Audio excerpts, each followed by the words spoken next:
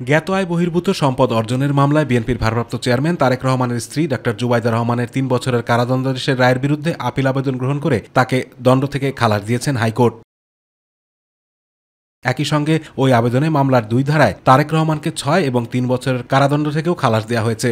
এর মাধ্যমে সব মামলায় দণ্ড ও কারামুক্ত হলেন তারেক রহমান। ডক্টর জুবাইদা রহমানের করা আপিল আবেদন মঞ্জুর করে হাইকোর্টের বিচারপতি মোহাম্মদ খসরুজ্জামানের একক বেঞ্চ এর রায় ঘোষণা করেন। মাননীয় আদালত আমাদের কথা রেখেছেন, আমাদের কথা শুনেছেন এবং উনি এটা গ্রহণ করেছেন।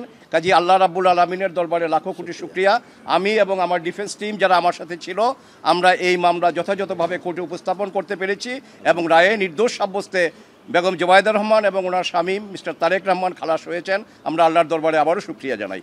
সম্পদের তথ্য গোপন ও জ্ঞাত আয় বহির্ভূত সম্পদ অর্জনের অভিযোগে 2007 সালের 26 সেপ্টেম্বর তারেক রহমান ও জুবাইদা রহমান সহ 3 জনের বিরুদ্ধে রাজধানীর কাফরুল থানায় মামলাটি করে দুর্নীতি দমন কমিশন। পরের বছর তাদের বিরুদ্ধে আদালতে অভিযোগপত্র দেওয়া হয়। ওয়ালটন টেলিভিশন মাত্র 25,490 টাকায় পাচ্ছেন গুগল টিভি। এই মামলা 2023 সালের 2 আগস্ট রায় দেন ঢাকা মহানগরের জ্যেষ্ঠ বিশেষ জজ। রায় 2টি ধারায় তারেক রহমানের 9 বছর কারাদণ্ড এবং জুবাইদা রহমানের 3 বছরের কারাদণ্ড ও অর্থদণ্ড দেওয়া হয়। ওই মামলায় জুবাইদা রহমানের সাজা স্থগিত করে গত বছরের 4 নভেম্বর স্বরাষ্ট্র মন্ত্রণালয়ের সুরক্ষা সেবা বিভাগ প্রজ্ঞাপন জারি করে। প্রজ্ঞাপনে বলা হয়, সাজা স্থগিত চেয়ে জুবাইদা রহমানের করা আবেদন এবং আইন, বিচার ও সংসদ বিষয়ক মন্ত্রণালয়ের মতামতের আলোকে তার বিরুদ্ধে করা মামলায় জুবাইদা রহমানকে দেয়া দণ্ডাদেশ 1 বছরের জন্য স্থগিত করা হলো। আতিকুর রহমান তিতাস, মাই টিভি।